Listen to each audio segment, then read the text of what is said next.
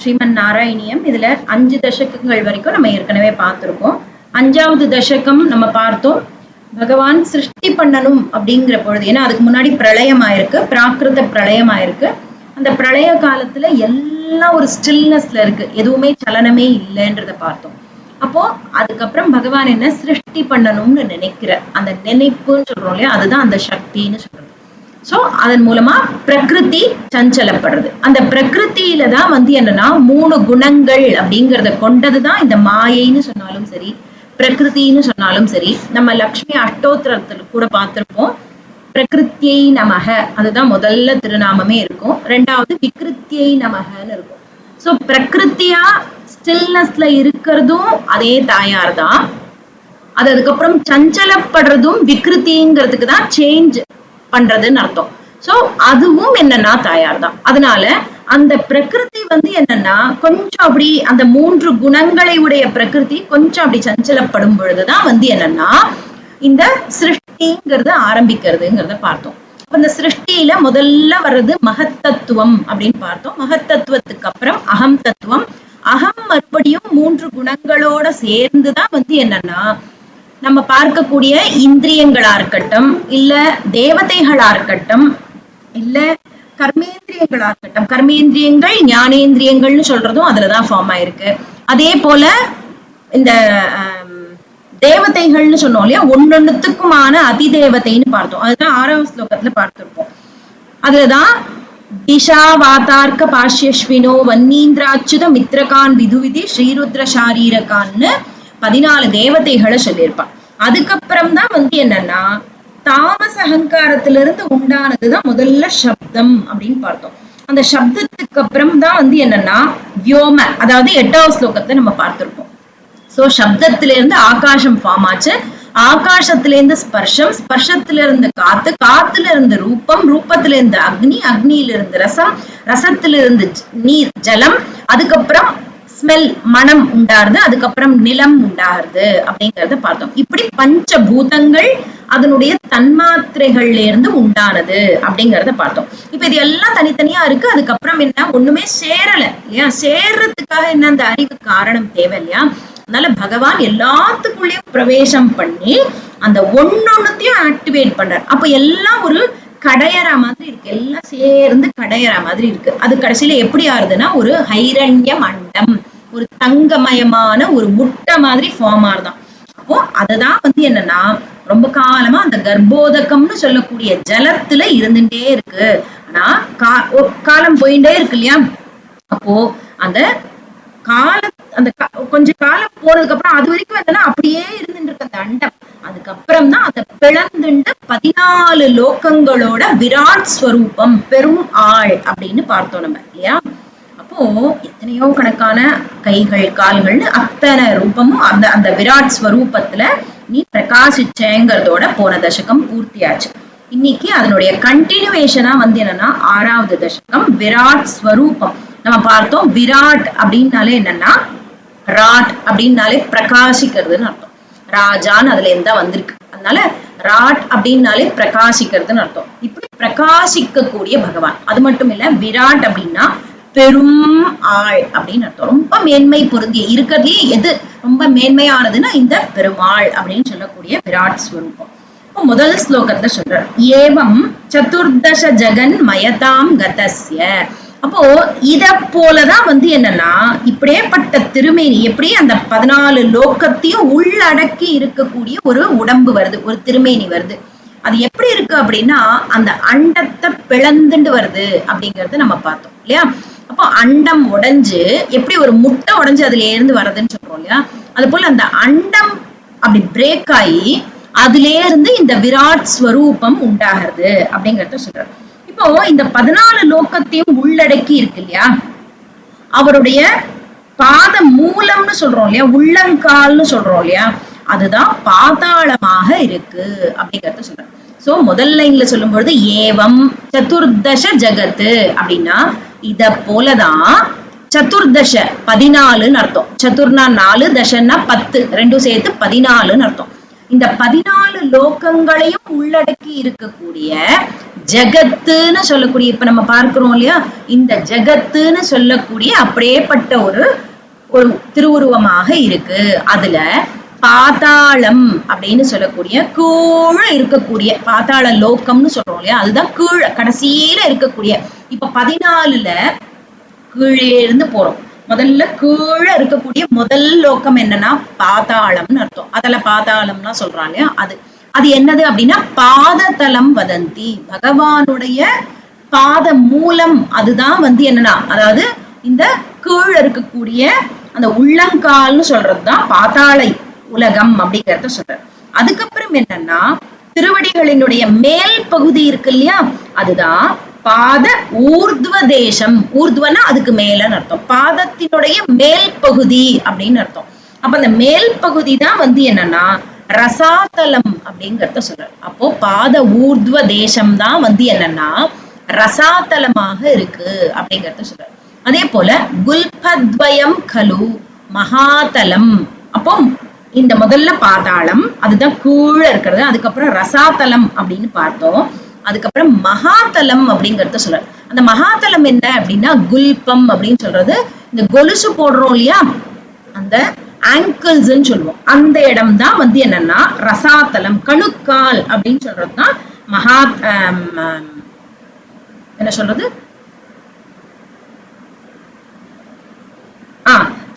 திருவடிகளினுடைய மேல் பகுதி தான் ரசாதலம். அதுக்கப்புறம் இந்த கணுக்கால்னு சொல்றோம் இல்லையா, அதுதான் மகாதலம் அப்படின்னு சொல்றாரு. இப்போ இந்த 3 லோகங்களை முதல் ஸ்லோகத்தை சொல்றாரு. பாதாளம், ரசாதலம், மகாதலம் அப்படிங்கறத சொல்றாரு. அடுத்தது 2வது ஸ்லோகத்தை வரும் பொழுது ஜங்கே தலாதலமதோ சுதலம் ச ஜானு. தலாதலம் அப்படிங்கிறது 4வது இருக்கக்கூடிய, அதுதான் என்னன்னா அடுத்த லோகம் அப்படிங்கறத சொல்றாரு. அது என்னன்னா இந்த காஃப் மசில்ஸ் சொல்லுவோம். ஜங்கேனா இந்த ஆட்டுக்கால் சதைன்னு சொல்றோம் இல்லையா, அந்த இடம் தான் என்னன்னா தலாதலம் அப்படிங்கறத சொல்றாரு. அடுத்தது என்னன்னா சுதலம் ச ஜானு, முட்டி முழங்கால்னு சொல்றோம் இல்லையா, அந்த முட்டி தான் என்னன்னா சுதலம் அப்படிங்கறத சொல்றாரு. சோ இந்த ஸ்லோகத்துல தலாதலம் அப்படிங்கிறது இந்த காஃப் மசில்ஸ். அடுத்தது சுதலம் அப்படிங்கிறது என்னன்னா முட்டி பகுதி. ஜானு அப்படின்னா முட்டின்னு அர்த்தம். அதனாலதான் ஜானுவாசம்னு சொல்றோம் இல்லையா. அதுக்கு முன்னாடி வரைக்கும் சின்ன குழந்தைகள் மாதிரி குட்டியா ஒரு டிராயர் போட்டுதான் சுத்துவா. இல்லைன்னா பாடசாலையில படிக்கும் பொழுது கூட சின்னதா ஒரு வஸ்திரம் தான் போட்டு இருப்பா. ஆனா ஜானுவாசம் என்னைக்கு நடக்கிறதோ அந்த கல்யாணத்துக்கு முன்னாடி நாள் தான் முட்டிக்கு கீழே ட்ரெஸ் போட்டே பழக்கமாகுமா அந்த காலத்துல. அதனால்தான் அதுக்கு ஜானவாசம். வாசம்னா ட்ரெஸ்ன்னு அர்த்தம். அதனாலதான் அதுக்கு அந்த பேர். சோ ஜானுன்னு சொல்றது முட்டி பகுதி. இதெல்லாம் நான் ஞாபகம் வச்சுக்கிறதுக்காக சொல்றேன். அடுத்தது கிஞ்சோரு பாக யுகலம். அப்ப அடுத்தது இந்த தைஸ்ன்னு சொல்றோம் இல்லையா, ஊரு அப்படின்னு சொன்னா என்னன்னா இந்த தொடைப்பகுதி அப்படின்னு அர்த்தம். சோ இந்த தொடைப்பகுதி தான் என்னன்னா விதலம் அதலம்னு சொல்லக்கூடிய அந்த 2 லோகங்கள் அப்படிங்கறத சொல்றான். அப்போ பாதாளம், ரசாதலம், மகாதலம் பார்த்தாச்சு. அதுக்கப்புறம் தலாதலம், சுதலம், விதலம், அதலம்னு சொல்லக்கூடிய 2மே என்னன்னா இங்க தொடைப்பகுதி அப்படிங்கறத சொல்றான். அடுத்தது இடுப்பு பகுதி. க்ஷோணிஸ்தலம் ஜகனம் அம்பரம் அங்கனாபிகி அப்படின்னு இருக்கு இல்லையா.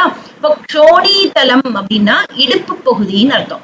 அந்த இடம் தான் என்னன்னா பூமின்னு சொல்லக்கூடிய, நம்ம இருக்கக்கூடிய இந்த பூமிங்கிறது இடுப்பு பகுதி அப்படிங்கறது சொல்றது. அம்பரம் அங்கனாபிகி, ஆகாசம்னு சொல்றோம் இல்லையா, மேல அம்பரம்னு சொல்றோம் இல்லையா, இந்த மேல பார்க்கிற ஸ்கை அப்படின்னு சொல்றோம் இல்லையா, அந்த ஸ்கை தான் என்னன்னா பகவானுடைய நாபி பகுதியாக இருக்கு அப்படிங்கறத சொல்றான். சோ இடுப்பு பகுதி தான் என்னன்னா இந்த பூமி. அதுல ஆகாசம் அப்படிங்கிறது தான் என்னன்னா அந்த நாபி பகுதியாக இருக்கு. பக்ஷச்ச சக்கர நிலைய ஸ்தப சக்கர பாணி. பக்ஷக அப்படின்னு என்னன்னா இந்த மார்பு பகுதின்னு அர்த்தம். பகவானுடைய மார்பு பகுதி எது அப்படின்னா அதுக்கு மேல இருக்கக்கூடிய ஸ்வர்கலோகம் அப்படிங்கறத சொல்றான். சோ பக்ஷக அப்படின்னு சொல்றது, பக்ஷஸ்ன்னு சொல்லுவா, அது மார்பு பகுதி. அதுதான் சக்கர நிலைய, சக்கரனா இந்திரன் அர்த்தம், இந்திரன் வசிக்கக்கூடிய ஸ்வர்கலோகம் அப்படிங்கறத சொல்றான். சோ இது வரைக்கும் ஏன்னா கீழே இருக்கக்கூடிய 7 லோகத்தை முதல்ல சொல்லிடுற. அதுதான் பாதாளம், ரசாதலம், மகாதலம், தலாதலம், சுதலம், விதலம், அதலம்னு சொல்லக்கூடிய 7. அதுக்கப்புறம் என்னன்னா பூமியிலிருந்து ஆரம்பிக்கிறது 7. அப்போ முதல்ல பூஹு, அது பூமி, புவக, புவகன்றதுதான் வந்து என்னன்னா நாபி பகுதின்னு சொல்றோம் இல்லையா, அது சுவக ஸ்வர்கலோகம்னு சொல்றது. பூஹு புவக சுவக அது எல்லாத்தையும் இந்த ரெண்டாவது ஸ்லோகத்துல சொல்லிட்டார். 3வது ஸ்லோகத்துல சொல்ற அடுத்து பகவானுடைய கழுத்து பகுதி அப்படிங்கறத சொல்ற. சோ கழுத்து பகுதி தான் என்னன்னா பூஹு புவக சுவக முடிச்சுட்டாரா, அடுத்தது மகர்லோகம் அப்படின்னு சொல்றதுதான் இந்த கழுத்து பகுதின்னு சொல்றது. அடுத்தது முகம் ச ஜனஸ்தபஸ்து அப்படிங்கிற, அடுத்தது முகம்னு சொல்லக்கூடிய ஃபேஸ்ன்னு சொல்றோம் இல்லையா, அதுதான் வந்து என்னன்னா ஜனலோகம் அப்படிங்கறது சொல்றான். சோ 3வது ஸ்லோகத்துல மகர்லோகம் ஜனலோகம் அப்படிங்கறது சொல்றான். அடுத்தது தபோலோகம் அப்படின்னு சொல்றதுதான் வந்து என்னன்னா பாலம். பாலம்னா என்னன்னா நெற்றி பகுதி, முன் நெற்றின்னு சொல்றோம் இல்லையா, அதுதான் வந்து என்னன்னா தபோலோகம் அப்படிங்கறத சொல்றான். அடுத்தது தலைப்பகுதின்னு சொல்றோம் இல்லையா, இந்த நெத்திக்கு அப்புறம் தலை இருக்கு இல்லையா, அதுதான் வந்து என்னன்னா சத்தியலோகம், சமஸ்தமயஸ்ய சத்தியம் அப்படிங்கறத சொல்றான். சோ மேல உச்சியில சத்தியலோகம்னு இருக்கு, யோசிச்சு பாருங்க. கீழே பாதாளத்திலேருந்து அதலம் விதலம் வரைக்கும் இருக்கக்கூடிய 7 லோகங்கள், கீழே இருக்கக்கூடிய 7 லோகங்கள். பூமியிலிருந்து அதாவது இடுப்பு பகுதியிலிருந்து ஆரம்பிக்கிறது தான் வந்து என்னன்னா அதுக்கு மேல இருக்கக்கூடிய லோகங்கள், அதாவது பூஹு புவக சுவக மகஹ ஜனக தபக சத்தியலோகம்னு சொல்லக்கூடிய 7 லோகங்கள். இப்ப மொத்தம் 14 லோகங்களும் டாப் டு பாட்டம் இருக்கு. அதாவது உச்சியிலிருந்து பாதம் வரை இருக்கக்கூடிய 14 லோகங்கள்.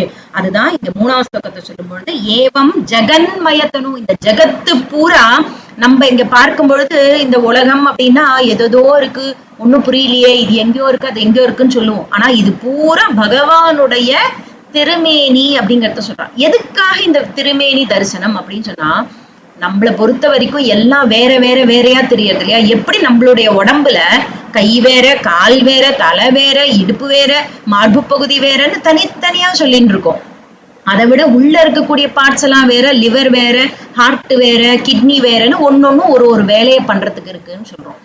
எப்படி நம்மளோட உடம்புல ஒன்னொன்னும் ஒரு வேலையை பண்றதுக்கு இருக்கோ, அதே போலதான் இந்த லோகத்துல இருக்கக்கூடிய சகல ஜீவராசிகளும் அதனுடைய வேலையை பண்றதுக்கு தான் இருக்கு. இது எல்லாம் ஒன்னா சேர்த்தாதான் பகவான் அப்படிங்கறது சொல்றேன். அப்ப நம்மளை பொறுத்த வரைக்கும் சொசைட்டி ஏதோ வேற அப்படி இப்படி எல்லாம் சொல்லுவோம். ஒருத்தருக்கு இன்னொருத்தரை பார்த்து பொறாமப்படுறது, இன்னொருத்தரை பார்த்து கோபப்படுறது, இப்படின்னு எல்லாம் இருக்கும். ஆனா இது பூரா என்னன்னா பகவானுடைய திருமேனின்னு புரிஞ்சுடுத்துன்னா யார பார்த்தும் நம்மளுக்கு துவேஷம் வராது, வெறுப்பு வராது. கோபம் அப்படிங்கிறது வந்து என்னன்னா ஒரு இன்ஸ்ட்ருமெண்ட்டை உபயோகப்படுத்தலாம், ஆனா அதுவே துவேஷமாக மாறக்கூடாது.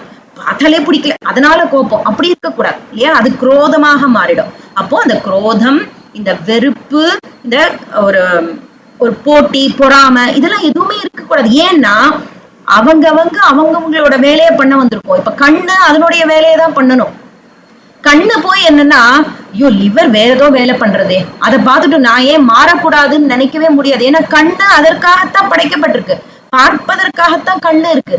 காலு நடக்கிறதுக்காகத்தான் இருக்கு.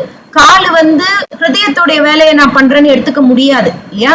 அப்போ ஒரு அவயவமும் எதற்காக படைக்கப்பட்டதோ நம்ம உடம்புல எப்படியோ அதே போலதான் என்னன்னா இந்த லோக்கத்துல இருக்கக்கூடிய அத்தனை விஷயமும் அதனுடைய வேலையை பண்றதுக்கு தான், அதனுடைய கர்மாவை அனுபவிக்கிறதுக்கு தான் இருக்கே தவிர நம்ம எதை பார்த்தும் போட்டியோ பொறாமையோ தேவையில்லை.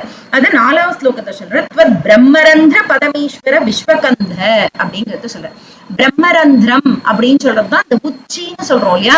அந்த உச்சியில பொதுவா என்னன்னா ரந்திரம்னா ஒரு ஓட்டைன்னு இருக்கும். பொதுவா குழந்தைகளுக்கு எல்லாம் அதனாலதான் உச்சி வைக்கிறதுன்னு சொல்லுவாங்க. குழந்தையில அந்த ஓட்டைய வந்து என்னன்னா அப்படியே இருக்கக்கூடாது, அது மேலே அப்படியே ஓப்பனா இருக்காது. பொதுவா என்ன கொஞ்ச நாள்ல அது அப்படியே கொஞ்சம் மறைஞ்சிடுற மாதிரி தான் இருக்கும். ஆனா சின்ன குழந்தைய பிறக்கும் பொழுது என்னன்னா அது உச்சி வைக்கிறதுன்னு அங்க ஒரு கருப்பு பொட்டோ ஏதோ ஒண்ணு வைப்பா இல்லையா.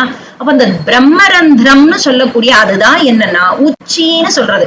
அதுதான் என்னன்னா எல்லா வேதங்களுக்கும் எல்லாத்துக்கும் ஆதாரமாக இருக்கிறது அதுதான் ஈஸ்வர விஸ்வகந்த அப்படிங்கிற. விஸ்வகந்தன்னா என்னன்னா மூலம் அப்படின்னு அர்த்தம். சந்தாம்சி கேசவ கனாஸ்தவ கேச பாஷாஹா.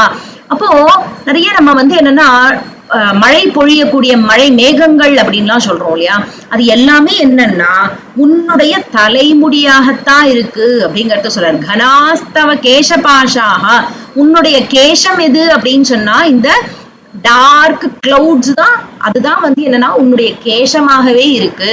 உல்லாசி சில்லி யுகலம் அப்படின்னு என்னன்னா உன்னுடைய 2 புருவங்கள் இருக்கு இல்லையா, யுகலம்னா 2ன்னு அர்த்தம். உல்லாசி சில்லி யுகலம், உல்லாசினா ரொம்ப உல்லாசமா இருக்கக்கூடிய உன்னுடைய புருவங்கள் இருக்கு இல்லையா, அதுதான் வந்து என்னன்னா பிரம்மாவுடைய இருக்கக்கூடிய பிளேஸா இருக்கான். துருகினன்னா பிரம்மான்னு அர்த்தம். துருகினஸ்ய கேகம், பிரம்மா எங்க குடியிருக்கார் அப்படின்னா இந்த புருவங்க, இந்த 2 ஐப்ரோஸ் இருக்கு இல்லையா, அதுக்கு மத்தியில இருக்கிற மாதிரிதான் வந்து என்னன்னா அதுதான் அவருடைய பிரம்மாவினுடைய வீடாகவே இருக்கு அப்படிங்கறத சொல்ற. பிரம்மதேவனுடைய மாளிகையாக இருக்கு.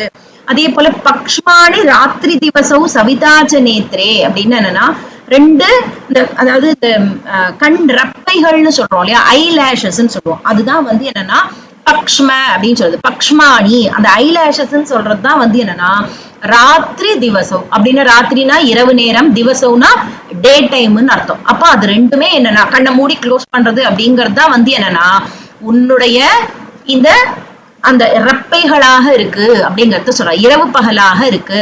சவிதாச்ச நேத்ரே, சவிதான்னா சூரியன் அப்படின்னு அர்த்தம். சூரியன் தான் உன்னுடைய கண்களாக இருக்கு அப்படிங்கறத சொல்றான்.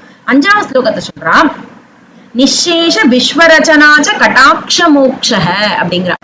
விஸ்வரச்சனா அப்படின்னு என்னன்னா இந்த ஹோல் யூனிவர்ஸ்ன்னு சொல்றோம் இல்லையா, அது எல்லாமே என்னன்னா உன்னுடைய கடைக்கண் பார்வையினாலேயே எல்லாம் பண்ணப்பட்டிருக்கு. அதனால கடாட்ச, அந்த கடாட்ச மோக்ஷ அப்படின்னா உன் கடைக்கண் பார்வைதான் இந்த ஹோல் யூனிவர்ஸ் கிரியேட் ஆகிறதுக்கு காரணமாக இருக்கு அப்படிங்கறத சொல்றான். விஸ்வ ரச்சனா, விஸ்வ ரச்சனான்னா என்னன்னா கிரியேட் பண்றதுன்னு அர்த்தம். விஸ்வ அப்படின்னா இந்த யூனிவர்ஸ் பூரா அப்படின்னு அர்த்தம். இப்போ இந்த யூனிவர்ஸ் பூரா கிரியேட் ஆகுது எப்படி அப்படின்னா உன்னுடைய கடாட்சத்தினாலேயே கிரியேட் ஆகுது. அதனால கடாட்சம் தான் உன்னுடைய விஸ்வ ரச்சனா அப்படிங்கறது சொல்ற. அத விஸ்வம் ரச்சனம்னா கிரியேட் பண்றதுக்கு காரணமாக இருக்கு அப்படிங்கறத சொல்றான். கர்ணவ் திசோஷ்பி யுகலம் தவநாசிகேத்வே. கர்ணவ் நம்ம ஏற்கனவே பார்த்தோம், அந்தந்த அதிதேவதைகள்னு சொல்றோம் இல்லையா, அது எல்லாம் அங்கங்க இருக்கா. எங்க கர்ணவ் காதுகளுக்கு அந்த திசைங்கிறது தான் அந்த, அதனால உன்னுடைய காதுகள் தான் திசையாகவே இருக்கு. அஸ்வி யுகலம் அப்படின்னா அஸ்வினி தேவர்கள் தான் உன்னுடைய மூக்கு பகுதியாக இருக்கா. நாசிகேத்வே 2 மூக்கு பகுதியும் என்னன்னா அஸ்வினி தேவர்களாக இருக்கா. லோபத்ரபேச்ச பகவன், லோபத்ரபே அப்படின்னு என்னன்னா லோபம்னா என்னன்னா பேராசை, திரபேனா ரொம்ப வெட்கப்படுறதுன்னு அர்த்தம். சோ இதுதான் வந்து எதுவா இருக்கு அப்படின்னா உன்னுடைய மேல் உதடும் கீழ் உதடுமாக இருக்கு அப்படிங்கறத சொல்றான். அதரம் அப்படின்னு என்னன்னா கீழ இருக்கக்கூடிய உதடு. உத்தர ஓஷ்டே அப்படின்னு என்னன்னா மேல இருக்கக்கூடிய உதடுன்னு அர்த்தம். சோ மேல கீழ அப்படின்னு சொல்றோம் இல்லையா, இதுதான் என்னன்னா பேராசையும் அதே போல இன்னொன்னு என்ன சொன்னோம், திரப்பே, திரப்பேனா வெட்கமாக இருக்கு அப்படிங்கறத சொல்றான். சோ அடுத்தது வந்து என்னன்னா தாராகணாச்ச தசனா. தாராகணங்கள் அப்படின்னு என்னன்னா இந்த ஜோதிர் கணங்கள் பூரா இருக்கு இல்லையா, ஜோதிஷ கொடுக்கக்கூடிய ஸ்டார்ஸ் சொல்றோம் இல்லையா, தாரன்னா நட்சத்திரங்கள்னு அர்த்தம். அந்த நட்சத்திரங்கள் தான் வந்து என்னன்னா உன்னுடைய பற்களாக இருக்கு தசனா அப்படிங்கறத சொல்றான். அதே போல சமணச்ச தம்ஷ்ட்ரா அப்படின்னு என்னன்னா, தம்ஷ்ட்ரானா இந்த தெற்றுப்பல் அப்படின்னு சொல்றோம் இல்லையா, அந்த சிங்கப்பல் அப்படின்னு சொல்றோம். அந்த சிங்கப்பல் தான் வந்து என்னன்னா சமணச்ச தம்ஷ்ட்ரா. சமணன்னா அழிக்கக்கூடிய யமனாக இருக்கு அப்படிங்கறத சொல்றான். அப்போ இந்த யமன் தான் வந்து என்னன்னா தெற்றுப்பல்லாக இருக்கு. அது 5வது ஸ்லோகம். அடுத்தது 6வது ஸ்லோகத்தை சொல்றா. மாயா விலாசஹசிதம். மாயை அப்படிங்கிறது அந்த அந்த எல்லாத்தையும் கிரியேட் பண்ணக்கூடிய ஒரு பவர் இருக்கு இல்லையா, அது வந்து எது அப்படின்னா உன்னுடைய புன்னகை தான் அப்படிங்கறத சொல்றான். விலாச ஹசிதம், ஹசிதம்னா புன்னகை அப்படின்னு அர்த்தம். இப்ப பகவானுடைய புன்னகை தான் வந்து என்னன்னா மாயையாகவே இருக்கு. அதே போல ஸ்வசிதம் சமீரோ அப்படின்னா மூச்சு விடுறதுங்கிறது இருக்கு இல்லையா, அந்த காத்து அப்படிங்கிறது தான் உன்னுடைய மூச்சாக இருக்கு. அதனால காத்து தான் என்னன்னா உன்னுடைய மூச்சு அப்படிங்கறது சொல்றான். அடுத்தது ஜிக்வா ஜலம், உன்னுடைய நாக்கு தான் வந்து என்னன்னா ஜலமாகவே இருக்கு. வச்சனம் அப்படின்னா வாக்கு அப்படின்னு சொல்றோம் இல்லையா, அது சகுந்த பங்கிஹி அப்படின்னா இந்த பறவைகள்லாம் கிச்சு கிச்சு கிச்சு கிச்சுன்னு ஏதோ சப்தம் போடுறது இல்லையா, அதுதான் வந்து என்னன்னா உன்னுடைய வாக்காகவே இருக்கு அப்படிங்கறத சொல்றான். முக்கரந்திரம் அக்னிஹி. முக்கரந்திரம் அப்படின்னா முக்கம்னு சொல்லக்கூடிய அந்த ஃபேஸ்ல இருக்கக்கூடிய ரந்திரம் எதுன்னா ஓட்டன்னு சொல்றோம். முக்கியமானது என்னன்னா வாய். அந்த வாய் தான் வந்து என்னன்னா அக்னி பகவானாக இருக்கார் அப்படிங்கறத சொல்றான். தேவா புஜாஹா ஸ்தனயுகம் தவ தர்மதேவ. தர்மதேவன் தான் என்னன்னா உன்னுடைய மார்பு பகுதியாக இருக்கார் அப்படிங்கறத சொல்றான். தேவா புஜாஹா, புஜங்கள் கைகள் தான் தேவதைகளாக இருக்கா. தேவேந்திரன் சொன்னாலும் சரி, தேவன் சொன்னாலும் சரி. அடுத்தது பிருஷ்டம் துவதர்மை இஹதேவ மனசுதாம்சு. நம்ம அங்க ஒன்னொன்னுத்துக்கும் அதிதேவதைன்னு பார்த்தோம் இல்லையா, அந்த அதிதேவதையே தான் இங்க மறுபடியும் சொல்ற. அதாவது பகவானுடைய முன்பக்க மார்புங்கிறது தான் தர்மமாக இருக்கு, பகவானுடைய பின்பக்கம் தான் அதர்மமாக இருக்கு. நம்மளுக்கு தோணும் என்ன அதர்மமும் பகவானா அப்படின்னா, எல்லாமே இந்த லோக்கத்துல பார்க்கக்கூடிய தர்மம் அதர்மம் நல்லது கெட்டது எல்லாமே பகவானுக்குள்ளதான் அடக்கம். எங்கேயும் புதுசா அவங்க எல்லாம் வந்துடல இல்லையா. நம்ம உடம்புக்குள்ளேயே சில சமயம் என்னன்னா வைரஸ் எல்லாம் வந்துடுறது இல்லையா, அப்ப அதுவும் நம்ம உடம்புக்குள்ளதானே இருக்கு. அதனால என்ன, அதை அழிக்கிறதுக்கான வேலையும் இந்த உடம்பே பார்க்கிறது இல்லையா. நம்மளுக்கு உடம்புல இருக்கக்கூடிய ஆன்டிபாடிஸ் சொல்லுவா, அதெல்லாம் என்ன பண்ணும், அதை அழிக்கிறதுக்கு பார்க்கும் இல்லையா. ரெசிஸ்டன்ஸ் பவர்னு சொல்றோமே, அதெல்லாம் அத போலதான் என்னன்னா பகவானும் அதர்மம் மேலோங்கும் பொழுது அது அழிப்பர். ஆனா அதர்மம் அப்படிங்கிறது பின்பகுதியாக இருக்கு அப்படிங்கறத சொல்ல. பிருஷ்டம் அப்படின்னா பின்பகுதின்னு அர்த்தம். அதர்மம் இஹ தேவ, ஹே தேவ, மனசுதாம்சு. சுதாம்சு அப்படின்னா அமிர்தத்தை பொழியக்கூடிய அம்சுனா அந்த அந்த கிரணங்களை உடைய சந்திரன் அர்த்தம். மனசுதான் சந்திரனாக இருக்கு. அவ்யக்தமேவ ஹிருதயாம்புஜம் அம்புஜாக்ஷ. அப்போ இந்த ஹிருதயம் தான் வந்து என்னன்னா தாமரை பூன்னு சொல்றோம். பொதுவாவே நம்மளுடைய ஹிருதயம் கவிழ்ந்து இருக்கக்கூடிய தாமரை பூன்னு சொல்லுவோம். அப்போ நம்மளுக்கு பிரதானமா இருக்கக்கூடிய நம்மளுக்கு கண்ணுக்கு புலப்படாததாக இருக்கும் அந்த தாமரை கவிழ்ந்து இருக்கக்கூடியதாக இருக்கும். அப்போ ஹிருதயம் அப்படிங்கறதா என்னன்னா அம்புஜம் தாமரையாக இருக்கு. அதுவும் என்ன அவ்யக்தம், வெளியில புலப்படாததாக இருக்கும், கண்ணுக்கெல்லாம் பார்க்க முடியாது இல்லையா. குக்ஷி சமுத்திர நிவகா. நம்ம எந்தெந்த சமுத்திரம்னு சொல்றோமோ எல்லாமே என்னன்னா பகவானுடைய குக்ஷி வயிற்று பகுதி தான். என்னென்ன நம்ம ஜலம்னு இங்க பெருசு பெருசா இந்தியன் ஓஷன் பசிபிக் ஓஷன் எத்தனை சொல்றோமோ அது எல்லாமே என்னன்னா பகவானுடைய குக்ஷி. குக்ஷினா வயிற்று பகுதி, அப்டமன் சொல்றோம் இல்லையா, அதுதான். அடுத்தது வசனம் து சந்தியே. சந்தியா காலங்கள்னு சொல்றோம் இல்லையா, அதுதான் வந்து என்னன்னா காத்தால சாயங்காலம்னு, அதாவது இரவும் பகலும் சேரக்கூடிய நேரத்தை தான் சந்தியா காலம்னு சொல்லுவோம். சந்தி அப்படின்னாலே சேருவது. காலங்காத்தால வேளையில சந்தியா காலம்னு சொல்லுவோம். ஏன்னா அதுவும் வந்து என்ன இரவும் பகலும் கூடுற நேரமா இருக்கு, பகலும் இரவும் கூடுற நேரமா இருக்கு. அதனால அந்த ரெண்டு சந்தியா காலங்கள் அதுதான் வந்து என்னன்னா உன்னுடைய ஆடைகளாகவே இருக்கு அப்படிங்கறத சொல்ற. வசனம்னா ட்ரெஸ் அப்படின்னு அர்த்தம். அடுத்தது ஷேப்ப பிரஜாபதி ரசௌ விருஷணௌச்ச மித்ரஹ. நம்ம அதாவது பிரஜைகளை உற்பத்தி பண்ணக்கூடியதுன்னு சொல்றோம் இல்லையா, அதுதான் வந்து என்னன்னா பிரஜாபதியாக இருக்கார் அப்படிங்கறத சொல்றான். ஷேப்ப பிரஜாபதி. பிரஜாபதினா உண்டு பண்ணக்கூடியவர்னு அர்த்தம். அதனால நம்மளுடைய ஜெனிட்டல் பார்ட் அப்படின்னு சொல்றதுதான் வந்து என்னன்னா பிரஜாபதியாக இருக்கு. அசௌ விருஷணௌச்ச மித்ரஹ. விருஷணௌ அப்படின்னா வந்து என்னன்னா நம்மளுடைய அடுத்தது மித்ரன்னு சொன்னோம் இல்லையா ஏற்கனவே, டெஸ்டிகல்ஸ் சொல்றது. அந்த விருஷணம்னு சொல்லக்கூடிய அந்த பார்ட் என்ன அப்படின்னா அது வந்து மித்ரனாக இருக்கு. இதெல்லாம் நம்ம ஏற்கனவே அந்த முன்ன தசகத்திலேயே நம்ம பார்த்துட்டோம் இல்லையா, மலஜலம் கழிக்கிறதுக்கானதுன்றத பார்த்துட்டோம். அப்போ அந்த மித்ரனாக இருக்கு. ஸ்ரோணிஸ்தலம் மிருககணாக அப்படின்றோம். அப்போ ஸ்ரோணிஸ்தலம் அப்படின்னா இடுப்பினுடைய பின்பகுதின்னு சொல்றோம் இல்லையா, அதுதான் வந்து என்னன்னா மிருகங்கள் அதாவது மிருகங்களினுடைய பகுதியாக இருக்கு, மிருககணாக அப்படிங்கிற. அடுத்தது பதையோர் நகாஸ்தே. பாதத்துல இருக்கக்கூடிய திருவடிகள்ல இருக்கக்கூடிய நகங்கள் அப்படின்றதெல்லாம் இருக்கு இல்லையா, அதுதான் என்னன்னா மிருகங்களாக இருக்கு. என்னன்னா யானை, ஒட்டகம், சைந்தவன குதிரை, அந்த மாதிரி இருக்கக்கூடிய எல்லா மிருகங்களும் உன்னுடைய நகங்களாக இருக்கு அப்படிங்கறத சொல்ற. கமனம் து காலக. காலம் அப்படிங்கறது என்னன்னா பகவானுடைய ஒரு அடி எடுத்து வைக்கிறது தான், அதுதான் காலம். எப்படி சூரியனுடைய அந்த மூவ்மெண்ட் தான் வந்து என்னன்னா காலம்னு சொல்றோம் இல்லையா. சூரியன் கொஞ்சம் ஒரு இடத்துல இருந்து இன்னொரு இடத்துக்கு மூவ் பண்ணும்போது பார்த்தா மத்தியான நேரம் ஆயிடுது. திருப்பி அப்படியே சுத்தி வரும்பொழுது பார்த்தா ஆக்சுவலா பூமிதான் சுத்துறது, சூரியன் சுத்தல. ஆனா என்னன்னா சூரியன் சந்திரனை வச்சுதான் என்ன நம்மளுடைய காலம் அப்படிங்கறதே கணக்கு பண்ணப்படுறது இல்லையா?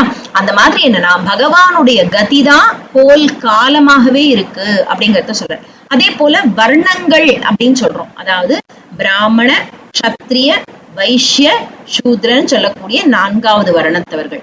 இதெல்லாம் எது அப்படின்னு பார்த்தா எங்கிருந்து உண்டானா அப்படிங்கறதுதான் விப்ராதி வர்ண பவனம்.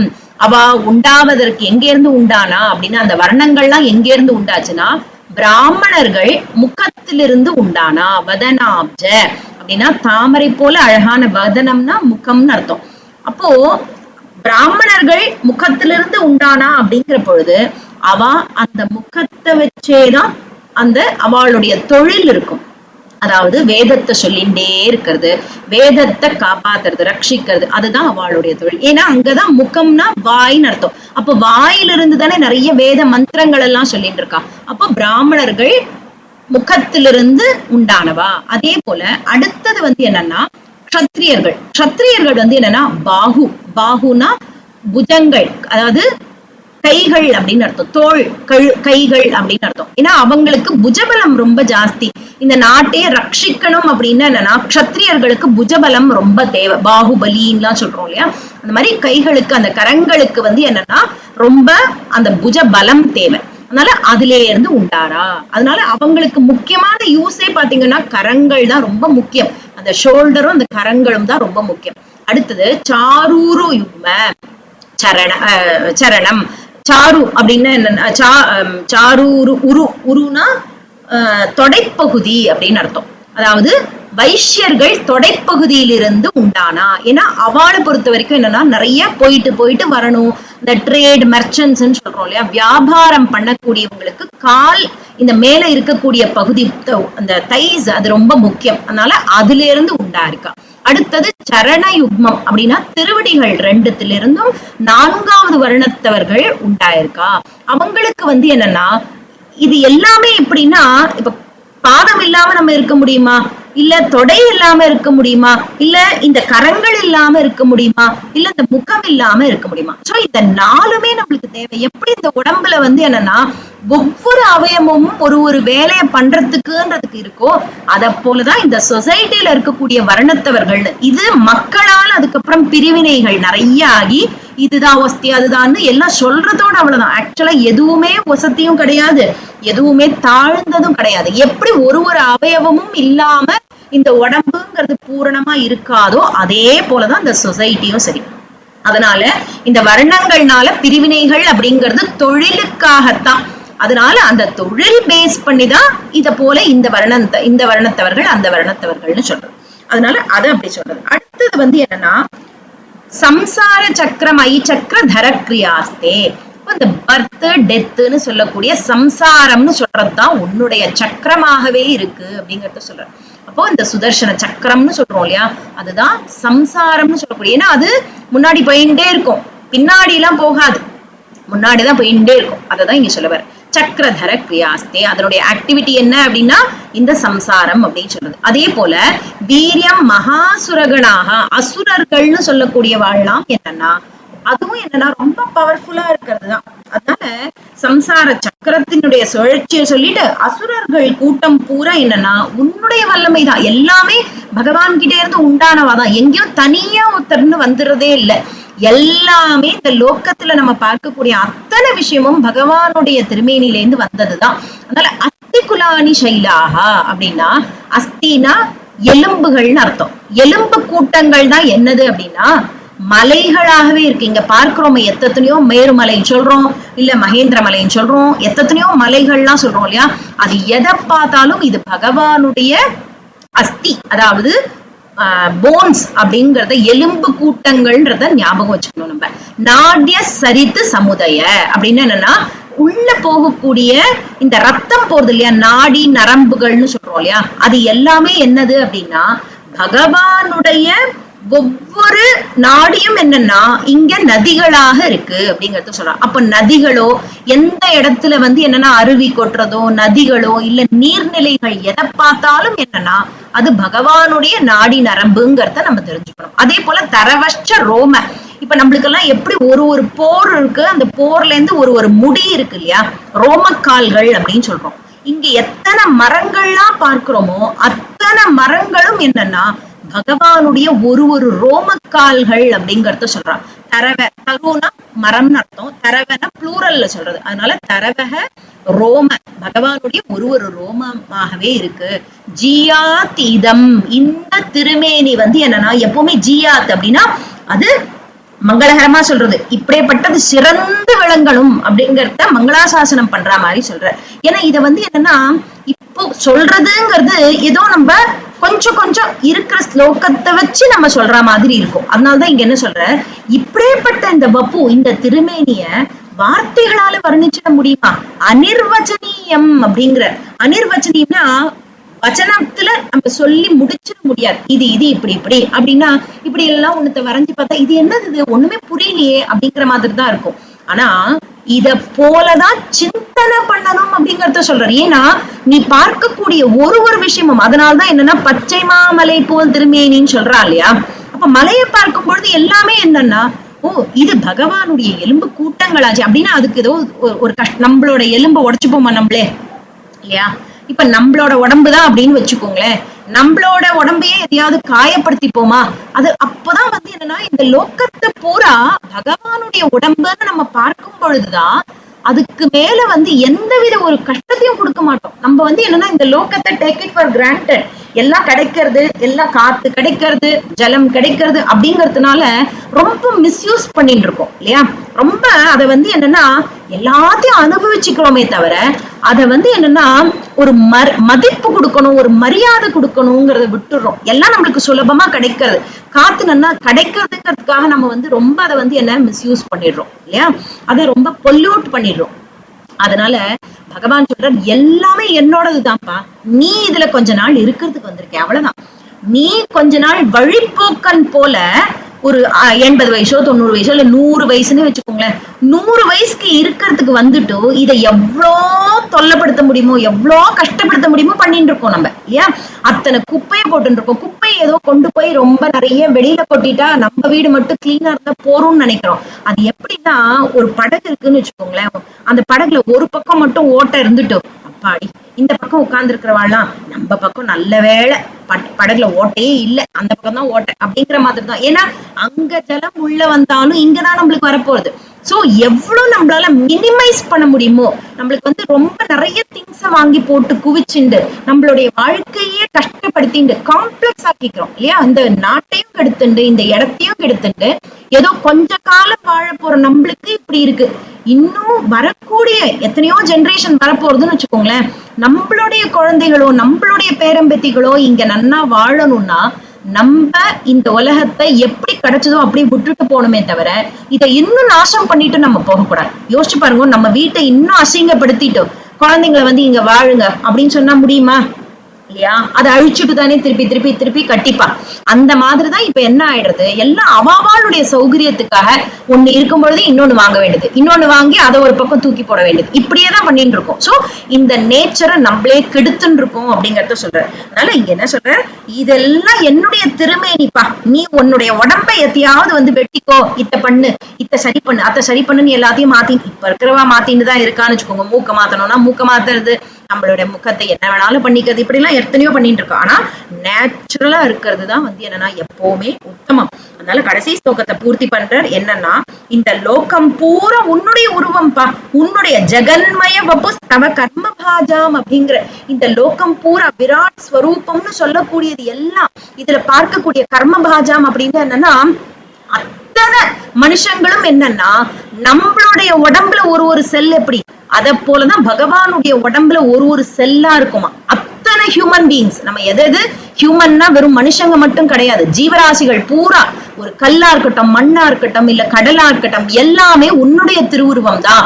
அதனால கர்மாவசான சமயே ஸ்மரணீயமாகு அப்படிங்கிற, அதாவது கர்ம மார்க்கத்துல இருக்கிறவாளும் சரி அதே போல ஞான மார்க்கத்துல இருக்கிறவங்களும் சரி இந்த திருவுருவத்தை தான் என்னன்னா ஸ்மரணம் பண்ணிக்க வேண்டிய, தியானம் பண்ண வேண்டிய விராட் ஸ்வரூபம். ஏன்னா விஷ்ணு சகஸ்ரநாமத்திலயும் நம்ம பார்த்திருப்போம் இல்லையா, க்ஷீரோதன்வத்துன்னு சொல்லக்கூடிய வைகுண்ட ரூபத்தையும் சொல்லிட்டு அதுக்கப்புறம் பார்த்தா பகவானுடைய இந்த முகத்துல அக்னி பகவான் இருக்குன்னு சொல்றத ஆரம்பிச்சு இந்த விராட் ஸ்வரூபத்தை வர்ணிச்சிருப்பான் தியான ஸ்லோகத்துல. அதனாலதான் இங்கேயும் என்ன சொல்ற, அப்போ எப்படி இந்த தியானத்தை பண்றதுன்னு ஞானிகளும் சரி, ஞான மார்க்கத்துல இருக்கிறவாளும் சரி, இல்ல கர்ம மார்க்கத்தினுடைய கடைசியிலையும் சரி, தியானம் பண்ண வேண்டிய திருமேனி அப்படிங்கிறது இதுதான் அப்படிங்கறத சொல்றார். அப்படியேப்பட்ட வப்புஷே விமலாத்மனே தே, இப்படிப்பட்ட விமலாத்மனே அப்படின்னா என்ன, ரொம்ப சுத்தமா இருக்கக்கூடிய திருமேனின்னு அர்த்தம். அப்படியேப்பட்ட சுத்த திருமேனி, சத்துவம், அதாவது பியோர் சத்துவமா இருக்கிறது. அப்படியேப்பட்ட அந்த திருமேனிக்கு நமோஸ்து, மறுபடியும் மறுபடியும் நான் நமஸ்காரம் பண்றேன். எப்படி அர்ஜுனன் பகவத்கீதையில நமக நமகன்னு மறுபடியும் மறுபடியும் கிழக்கு பக்கம்னா நமஸ்காரம், மேற்கு பக்கம்னா நமஸ்காரம், எல்லா பக்கமும் நீதானே இருக்க, எந்த பக்கம் திரும்பினாலும் ஒன்ன தவிர வேறு கிடையாது. அப்படியேப்பட்ட நீதான் என்னுடைய இந்த வியாதியும் என்னுடைய கஷ்டத்தையும் போக்கணும், நிருந்தி ரோகாது அப்படின்னு இந்த தசகத்தை பூர்த்தி பண்ற.